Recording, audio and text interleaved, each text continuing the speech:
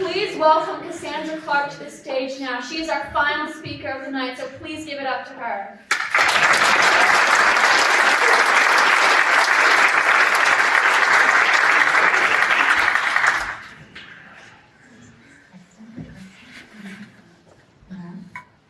Okay. Hello. I hope you're all still awake. I will try my hardest to keep it that way. My name is Cassandra Clark. I am an OIS parent. I am new to Norway. I've only been here a few months. We moved here for my husband's job, and that is not at all what I'm going to talk to you about tonight. So, first, I'm going to ask everyone in the audience to think about whether you maybe have felt guilty or reluctant to say no to something that just didn't feel quite right. Something that deep down in your gut, maybe you didn't want to do, but thought that you had to do, or that you should do. That sense of obligation, propriety, maybe loyalty to someone or something. Or maybe it's the steadfast determination that you've been taught not to quit. Tonight, I'm here in defense of the word no. I'm on a one-woman mission to rebrand and reclaim the word no, and to reassure you that when you do claim your no, the world will not in fact fall apart, and things just might turn out a lot better than you expect. So let's start at the beginning. Let's re-examine our relationship with the word no, and think about where things maybe went awry. As children, starting about age 2, we quickly learn to love the word no. Thank you. Any parents in the audience will vividly remember the no phase of toddlerhood. Some of you third country kids in the audience may have even learned no in multiple languages, as my toddler recently demonstrated. That's extra fun. Little kids use the word no all the time. It's their way of exercising this early instinctual need for autonomy and boundaries. These needs are hardwired into us as human beings. They're there to protect us. They're key to our survival. So when and why do we learn to ignore them?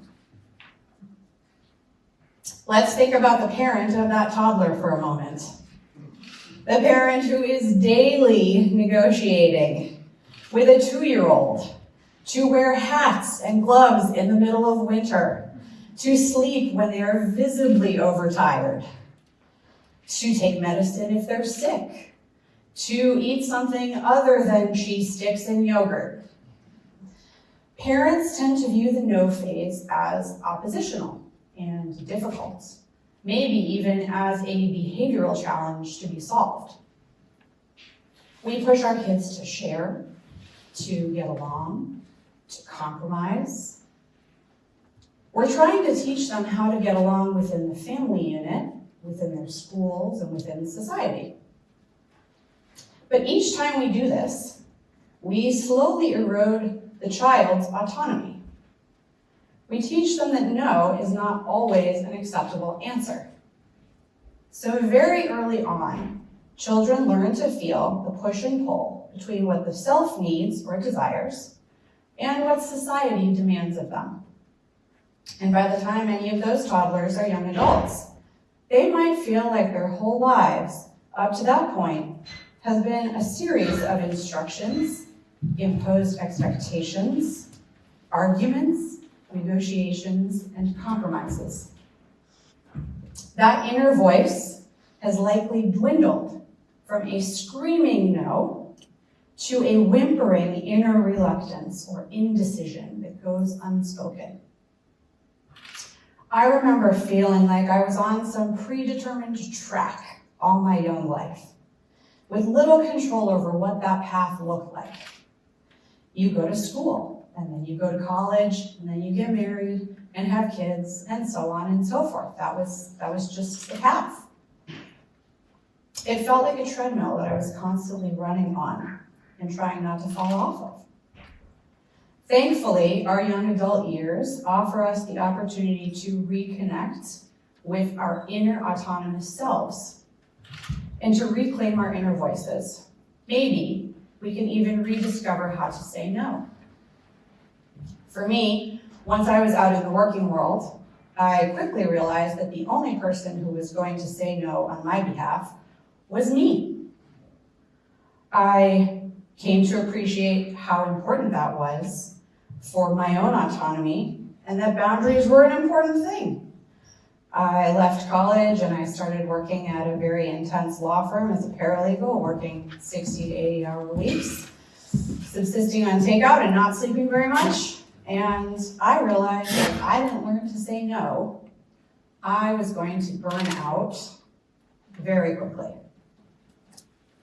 So when I went to graduate school and I tried my hand at a dual degree program in law and international relations, that I thought would surely set me up for a great job, right? Everybody tells you like a law degree is the key to finding a good job after you graduate.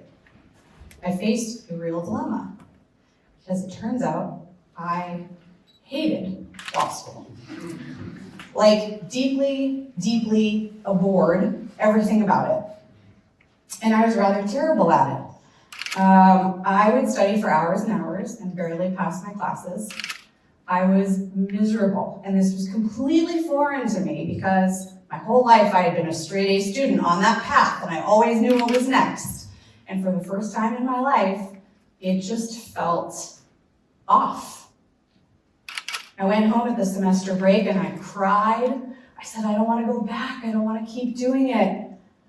But I felt like I should. I had made this commitment. I felt like I should continue. And, the job prospects thing, which for us Gen Xers, finding a job was a really important thing back then. And it was a tough market. I really thought the law degree was like the key. So after the semester break, I went back and I made the incredibly difficult decision to say no to law school. I shocked my parents, especially my parents. Everyone was pretty shocked. In hindsight, this was one of the best decisions I have ever made in my life. And I'll tell you why. Because it allowed me to focus 100% on the other half of that dual degree in international relations, which is what I was really deeply passionate about. I loved my classes, I made lasting friends, and I connected with some really life-changing mentors who helped me grow as a person and helped kickstart my career. It was in my international relations program that I was invited to spend a semester in Geneva, Switzerland, working with the UN at the World Health Organization. And then in Washington, D.C., working for the UN Information Center and coming to understand how the UN interacts with its member states, and particularly the US Congress. Those experiences ignited a passion in me for policymaking and multilateralism and inspired me to apply for something called the Presidential Management Fellowship, which is kind of a way to get into government from graduate programs in the United States. And then I faced another no moment that would have a ripple effect on the rest of my life as well. While my dream had been to go to work for the US Department of State, my first job offer did not come from the Department of State. It came from another government agency. And I took it. Gen X, a bird in the hand is worth two in the bush. Never say no to a good job. So I took the job. And sure enough, a few weeks later, the dream job came through. And I was in the very difficult position of having to say no to the first job that I had already made a commitment to. So although I felt terrible for backing out, I knew that that was the right decision for me. And here I am 15 plus years later, still with the State Department, married to someone who works at the State Department. Looking back at some of these inflection points, the major inflection points, the major decision points in my life, I can unequivocally say that some of the best decisions I have made were decisions that involved saying no, walking away from things that didn't align with my personal goals or my personal priorities, and making tough decisions that often shocked or disappointed people in my life. These decisions were terrifying at the time, but absolutely pivotal and necessary in hindsight. And the sense of overwhelming relief that I feel after making them is how I know that it's the right decision. That always reassures me and reaffirms for me that it is the right decision. Perhaps the most beautiful thing about saying no to things that don't bring you joy, as Marie Kondo would say, or things that don't align with your goals or your priorities, is that it also creates the space for you to say yes to things that do align. And as you learn to listen to that inner voice, you can better discern which things, jobs, people, friendships, relationships, advance your ultimate goals and which ones do not. And in this space, you can start to recognize those decisions that have the butterfly effect, the decisions that will define your life and shape your life.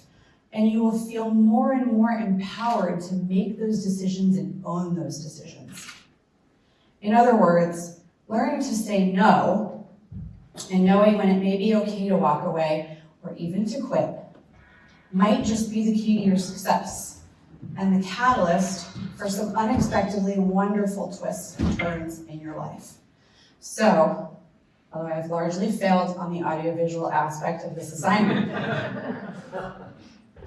I wanted to give you all just a snapshot of where saying no and then saying yes to the dream job has taken me. It has been a wild ride with very many unexpected twists and turns.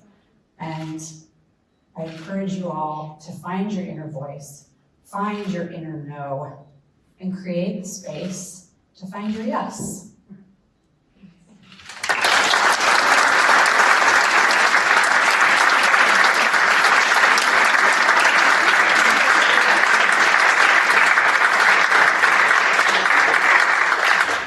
Thank you so much for that, Cassandra, though I don't know if our teachers are going to be so happy about us all learning to say no. So I would like to give one more big round of applause to all our lovely speakers.